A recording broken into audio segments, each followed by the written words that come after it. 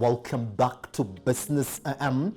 This is that part of the show where we tell you what is going on. And that means talking about it. Wong is in the house. Good morning. Good morning, I'm not going to call you, sir. No, don't. Yeah, I will not do that. All right, a lot of things happening. Yes. It's raining. And they said that we're supposed to expect 20 millimeters of rainfall, which we have not seen. And they tell you can sue them. Okay. It's another point for us to get money, but we haven't. Anyway, I'm just going to cross over straight to the biggest stories in the economy this morning. Now, here's a big one. Silverstone air crisis. Now, the firm now insists that despite media reports that KCAA has cleared its Dash 8 aircraft, it can only resume operations after receiving a detailed report from the regulator to evaluate whether returning to business will be at all sustainable. Now, the airline wants to see a full review of its business from KCAA with detailed explanations on what went wrong with its operations in the first place before they were first grounded. Now, the statement read, a decision to go back to business has not been arrived at now. KCAA is yet to tell us what they found during their audit. It's unfortunate that they're talking to us through the media. Now, Metropole TV now learns that the airline, which has been in business in Kenya since 2017, plans to send home its pilots and crew members even as KCAA lifted the suspension of its flight over safety concerns. While this goes on, civil shuttle services have also put their services in the country on hold, and as we learned yesterday evening, or changed their model with their licenses to operate as PSVs questioned by Kenya National Highways Authority, KENHA, or insist civil have been operating in Kenya with a tourism license. These are two issues which are not black and white, definitely. From where we stand and where do we start to interrogate them from? It's not black and white, definitely. Yeah? So where do we start to think about it from? And that's the question. Okay. I mean, okay, you know, you need to have an sort of like a standpoint, and then you start making sense of where you are. But these are two related issues now when it comes to operations, and these are small businesses within the country. The government tells you that we're going to support small businesses in the country to grow up. The SME sector needs to expand. Civil itself just ingested 5 billion shillings to expand its market share within the country and also open up new routes. But then they realized, we are not going to operate, all right? Our licenses are getting cancelled. Now, Silverstone Air, they came in and said, well, we are open, please come in and do an audit and tell us exactly what we did wrong. Stands out, KCAA has not given them a briefing or a brief on exactly what they were doing wrong in the first place. They were just told, now you can get back to business. Which makes you think, we start understanding these issues from this morning. Simba, the problem that we have, especially with administration in Kenya, is that we have never matured our theories of administration. In law, there is a branch of law called administrative law. And administrative law seeks to create parameters within which a state official or a public official should operate within. And that is what is lacking, especially in Kenya. And that's why we have people who are seated in some of these offices, high and lofty offices, people that can, from a switch, they can put your lights out, they can put your lights in.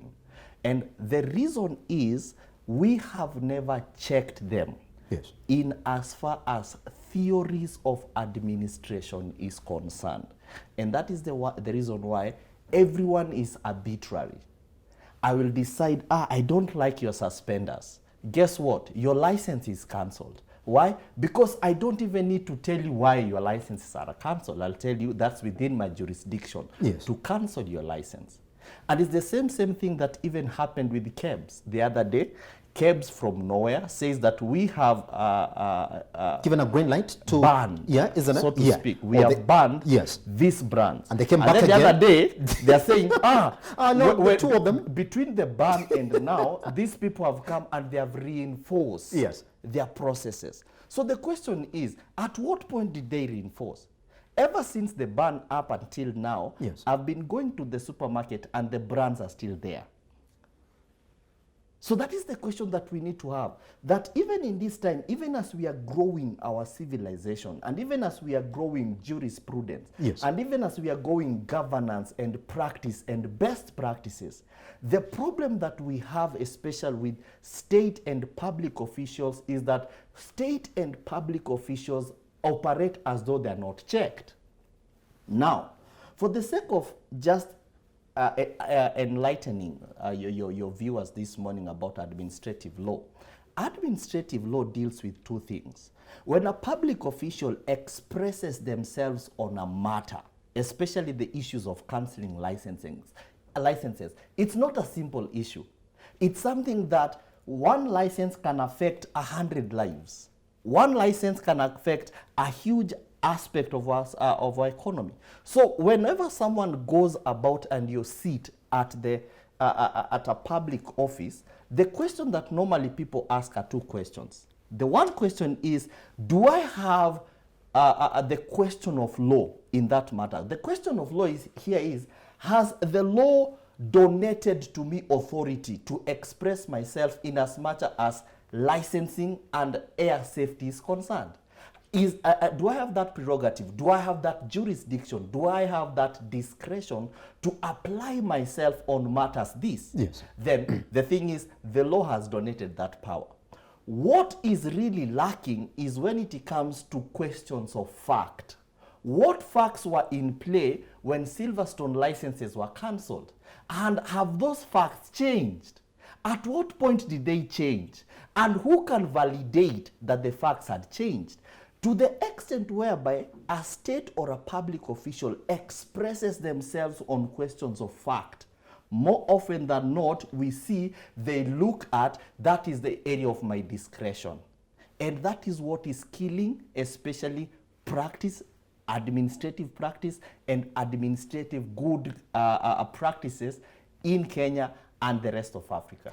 So is it, so from what you said, Yes. you're saying that this is not a problem of Swivel, this is not a problem of Silverstone Air, this is just downright a problem of the regulatory agencies involved in this. That's it. Even more than just regulatory Yes. agencies, Yes. this is a problem of the system. And this problem goes as far as State House. Because the president is equally arbitrary. You know, Yes. the way the executive operate, arbitrary. The way parliament operate, arbitrary. So to the extent whereby who is trying to safeguard or secure the interest of the common mwananchi?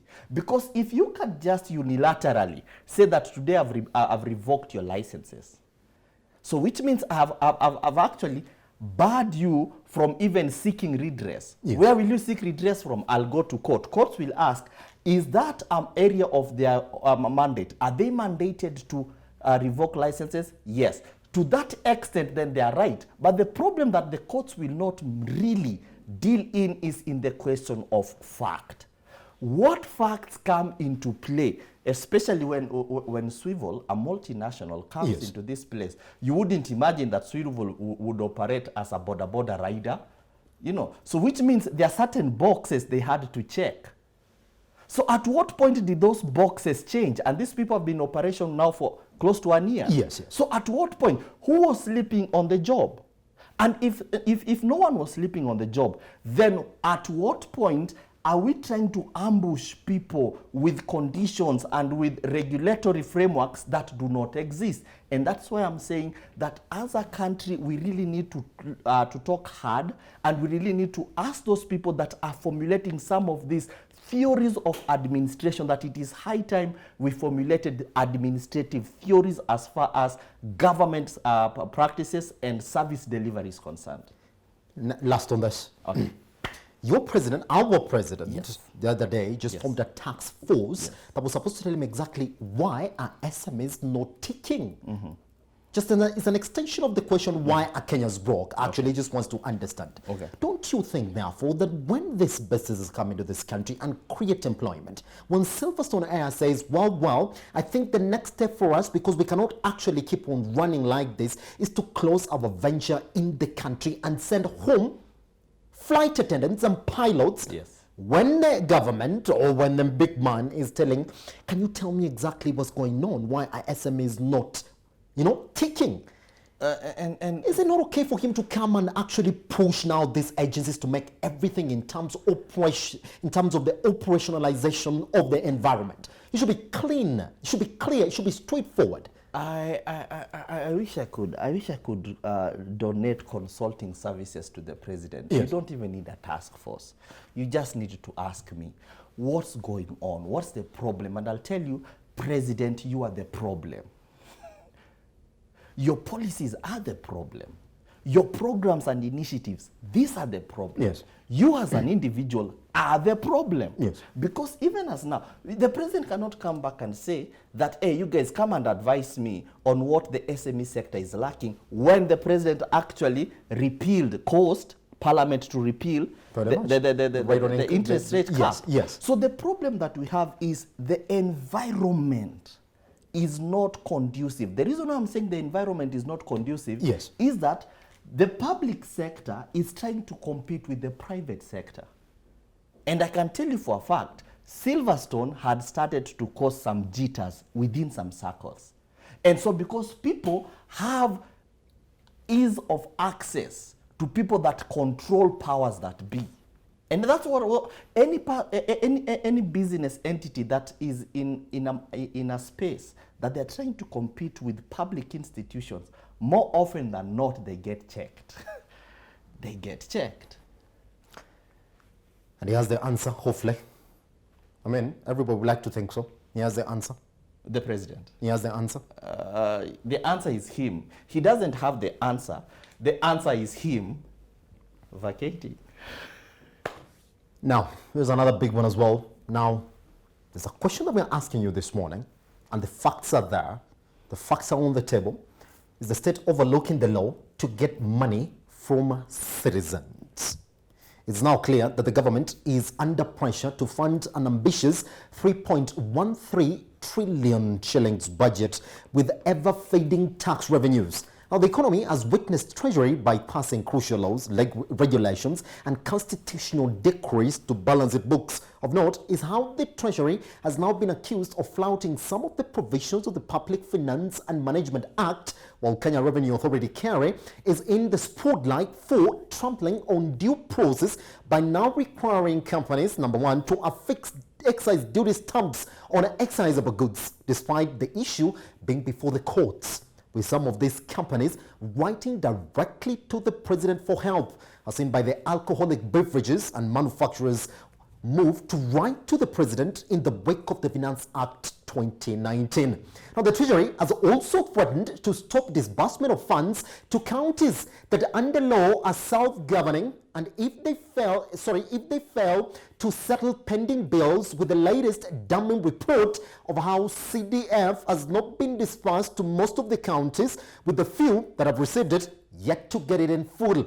There is now a worrying listing of at least 2 new programs in the mini budget contrary to the Regulation 40 Cap 8 of the Public Finance Management Act, which clearly stipulates that no new programs should be introduced in a supplementary budget. Now, the PFM Act also stipulates that spending changes introduced in a program in the supplementary budget should not increase more than 10% of the original amount. However, 43 programs out of the 158 exceed this limit under the new spending plan. Now, the taxman has also drawn heat. KRA has also implemented the second phase of the Electronic Goods Management System, that's the EGMs, despite there being a case against it in the Court of Appeal. KRA has already missed its tax targets for the first 4 months of the year, with its focus now shifting to tax compliance. Question is this: is this a government already on its knees? trying anything and everything to get by. I don't know why we should be talking about the government overlooking the law. I don't even know why we come up with the law in the first place. Because everybody thought that this Finance Act 2019 was not actually going to be pushed that fast because there was a case against it. EGMs, there was a case against it. And you would think that the Treasury understands that you cannot actually introduce a new expenditure in the supplementary budget. But they went on and introduced. Even the laws that are actually, for everybody looking at it, don't exceed 43 out of the 158 programs introduced in it in the new spending, they exceeded. Another way that you look at it, I mean, we've seen how Kerry's been fighting left, right, and center to get money from agencies in the country. The other day, SportPesa and Betin, they thought they won a case with the tribunal, of tax tribunal, but Kerry moves on to High Court. Says we need more money from this. Alcoholic beverages manufacturers in the country, they wrote to the president directly and told them, please do not introduce this because you're already stifling us with tax. That did not stop. We've seen it getting introduced. Now, Kerry is calling this expanding the tax umbrella. But the first 4 months of this year, we've seen them miss target after target. They've never got any. And under this, they're calling it now, the only way we're going to go is tax compliance. Tax compliance meaning being caught for most of the times. We're going to be looking to the areas where we think we can get this tax from and go there over and over again. CDF, one of the things that you should not even tell a county that if you don't pay your pending bills, then we won't give you CDF. How is pending bills actually related to CDF? It's not. Under law, it's not. That's right. That's right. The law says, give me CDF, regardless of how I run my account, because that's under law. There should be. But they have not got the money. Does this paint a picture of a government that is already down under? But we're just trying to push it, all right? Just the other day now we're looking for 1 billion for Huduma cuts. I mean, are we already there? We're not saying it. And I still don't have the Huduma number. Me too. Just saying, me too. Spent a lot of money. 7.7B to be exact. Let me sound like a scholar. Yes. People might say, this guy. He's very critical. Let me sound like a scholar. Yes. Overlooking the law, is it synonymous with circumventing the law or breaking the law? Because if the law explains it and the law has expressed itself on a specific matter, that matter is not ambiguous, so that we can say, I think from this point we can have variations of interpretations of the same law. There are certain laws that are just exact. And it takes me back to the conversation where we began and we said, in matters of law, government mostly, KRA, is mandated at law to develop tax regimes, to develop tax policies in the country.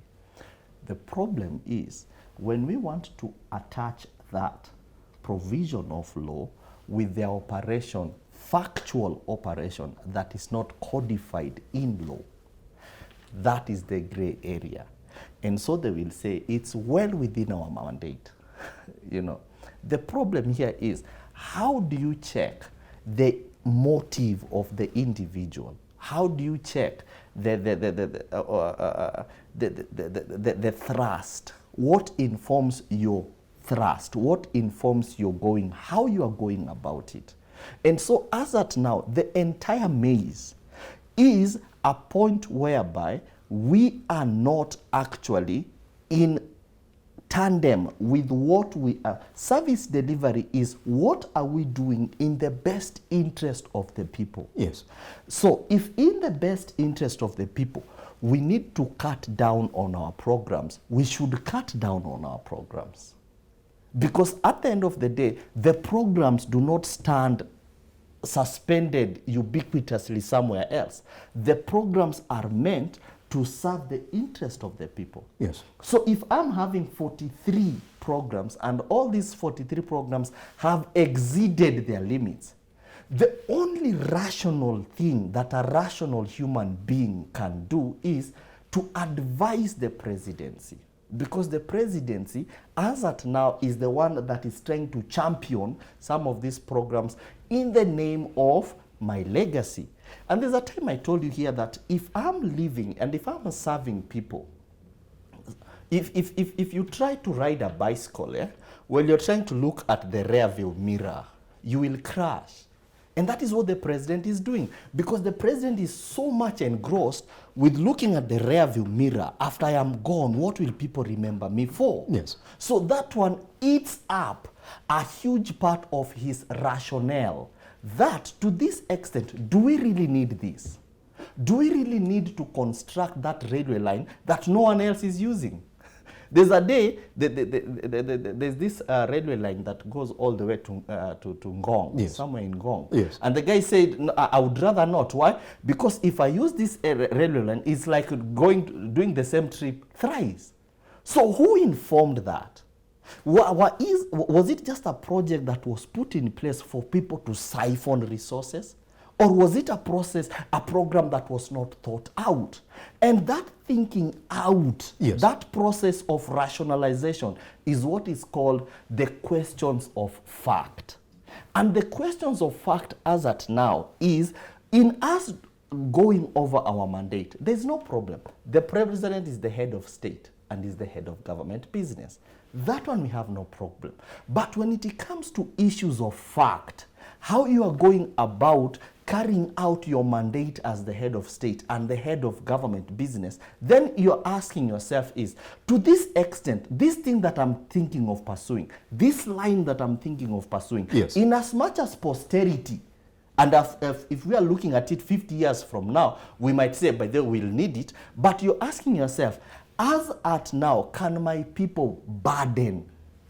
Can my people burden the labor? Can my people burden the weight of having some of these programs run? So the entire thing, the presidency, and I like what you said, is the government broke? Yes, the government is broke. But the problem is the government is equally not broke. Because the government is under there's something called the doctrine of eminent domain, which yes. means that the government owns everything within a territory. So your tie, the government owns your tie. Yes. The government owns my you know. Yes. So which means at the end of the day, the government is not broke. The government is just not rational. The government is out of turn with the interest, the best interest of its people. Yes, Simba. You put it clear now. I mean, everybody looks at it and then says, what next, therefore? Yes. Because just the other day, we did see the government raise the borrowing cap to 9 trillion shillings. There was a protest, yes. but it went to parliament and it passed. We see what KRA is doing, introducing tax on tax. Yes. It's coming for you. They think that you owe them even a shilling, and they're ready to spend money just to get that coin yes. out of the economy. The truth is, why are they not accepting that whatever it is that they're doing therefore is driving the country into more and more and more doubt, as opposed to, well, guys, I think we're there. Now let's just stop and go back and rethink on our processes. Are we, a startup, as a country, acting as if we're multinational? It's two ways. When I go to the supermarket, I don't even go to the supermarket. Government has employed someone to go to the supermarket for yes. me. You know, when my car pulls up at a petrol station, government fuels my tank. You know, the suits I wear, government buys. Pretty much. You know, so at the end of the day, I don't feel, you know, there was this thing that was doing rounds in social media. The president is asking himself, why are people broke? You know, it was a big thing. You know, he can't understand. Yeah, you know, it was a big thing. Yeah. Yes. Why can't you afford a 60,000 shilling suit? You know, why are you wearing a 10,000 shilling suit? Why? You know, I'm wearing a 300,000 shilling suit. Yes. Why shouldn't you wear? Why should you wear that? You know? My wristwatch. Actually, I don't know where mine went. This morning too. I also don't know where mine went. But yes. he can't understand. Yes. His wristwatch is worth 700,000. There's another one that is worth 2 million. Why are you wearing one that is only worth 200 shillings? Why? Because the president lives in a glass house. People that serve the state, they live in glass houses. They don't live in roofs that are thatched. So that is the level whereby there is a huge disconnect. Mm-hmm. And that's why the president cannot understand. Why? Because the president never shops. Ministers don't shop. Pretty much. There are people that are employed to shop for them. So if we are asking ourselves, then where are we missing it? Yes. It's the same point that we need to have a regulation that if you are serving the state, you should serve the state within these limits. If you're serving government, this is where you should live. I came across a video online of I don't know, it was Hungary and the France, the president from France. When the gentleman received this other president, they were on bicycles, you know, and they're saying we are trying to cut on emission. So it's better for us to cycle as we walk and talk. So that is the point that we are, and here, people have guzzlers. The other day, there's a minister who has the chasers. Yes. And you're asking, where are you running? Where are you going to? You're the minister for agriculture. Are people stealing fertilizers that you need your road to be cleared? You know, you're the minister for agriculture. You know, it's not that fertilizer is expiring. But the problem that we have here is we have people that are disconnected with the people they are governing. We have people that don't feel the same pinch people feel. We have people that are out of turn. Their expenditures, the president's entertainment allowance can be my income for the next 10 years. What he gets as an entertainment allowance for a day. So the same person, if you tell him, do you know I only eat meat once a week? He will, oh, really? In this country, are you that poor? Why are you eating meat only once? And then I will come up and say, I'm trying to live healthy. You know. So the challenge, the question that you asked me is because they are out of turn. Their kids are studying in abroad, you know, when us guys go through stuff. So we need as a people to come up with hard regulations that if you want to serve the state, you should have this kind of lifestyle, you should live within these limits. If you want to serve people as a member of parliament, as a representative of your people, you really need to be in turn with your people. So that when your people tell you, we cannot afford 9 trillion, you don't go back and try to twist your people and say, no, we can. If we want roads, no. At what expense am I getting that road? At what expense am I getting that railway line? And is that railway line directly related with my day-to-day? Yes, Simba. Which it tells me is about to open the door. And we couldn't put it any better. Good morning, sir. Good morning, my brother. I just called you, sir, just because of the way you put it. Good morning, my brother. All right. On that note, we end the conversation this morning. Now you know. Now you do have a standpoint. Now you do know exactly where you want to argue that from. We'll meet you Monday next week for another edition of Economic Review. But for now, we take a short break. Once we come back, Sector Trends.